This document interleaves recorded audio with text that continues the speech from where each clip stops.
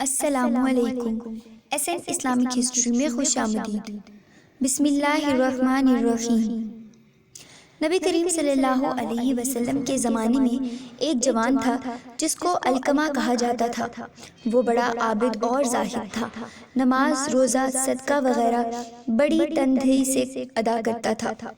وہ بیمار ہو گیا اور مرض شدت پکڑ گئی تو اس کی بیوی نے رسول صلی اللہ علیہ وسلم کی خدمت اقدس میں ایک آدمی بھیجا کہ میرا خاوند علقمہ رضی اللہ عنہ نزع کی حالت میں ہے، مجھ کو خیال آیا کہ اس کی حالت کی آپ صلی اللہ علیہ وسلم کو اطلاع کر دوں۔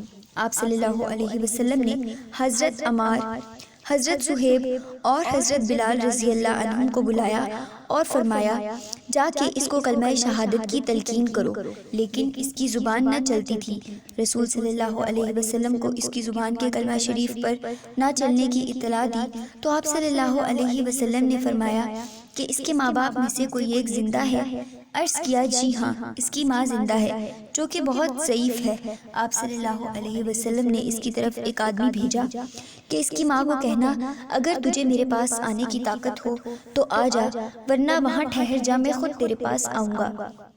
چنانچہ جب وہ فرستادہ اس کے پاس گیا اور آپ صلی اللہ علیہ وسلم کا پیغام دیا تو اس نے کہا میری جان قربان ہو، میں خود حاضر خدمت ہوں گی۔ چنانچہ لکڑی کے سہارے چل کر آپ صلی اللہ علیہ وسلم کی خدمت میں حاضر ہو گئی اور سلام کیا۔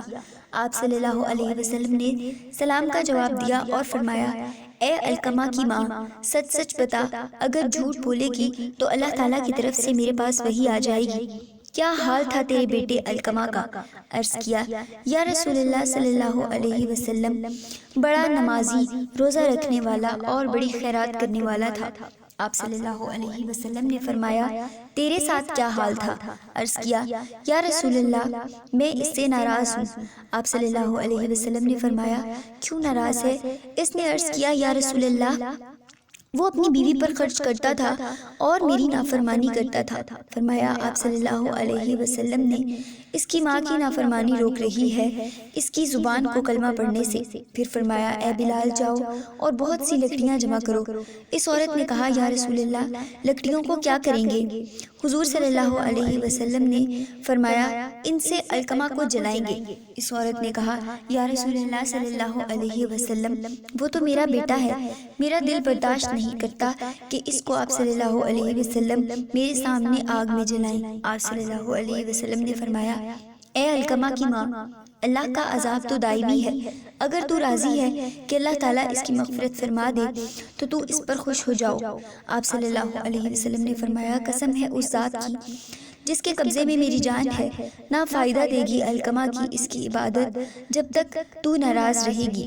اس پر اس عورت نے عرض کیا کہ یا رسول اللہ، میں گواہ بناتی ہوں اللہ کو اور اس کے فرشتوں کو اور جو مسلمان یہاں حاضر ہیں، بے شک میں اپنے بیٹے علقمہ سے راضی ہوں۔ پھر آپ صلی اللہ علیہ وسلم نے فرمایا بلال جا کر دیکھ اس کی زبان کلمے پر چلنے لگی ہے یا نہیں، شاید کلمہ کی علقمہ کی ماں زبانی کہہ رہی ہو اور دل سے نہ کہا ہو۔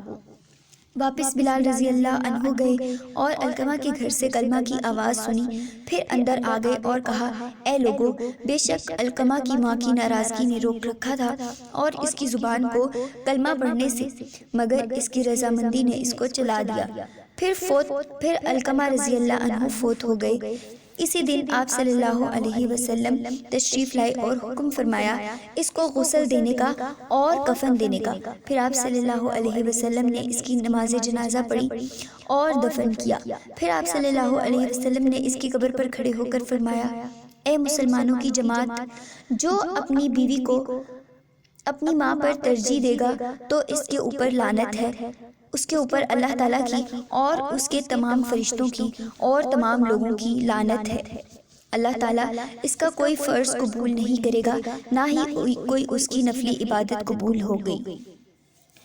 ناظرین، اگر آپ کو ہماری یہ ویڈیو پسند آئی ہو تو ہماری ویڈیو کو لائک کریں اور ہمارے چینل کو سبسکرائب کر دیں۔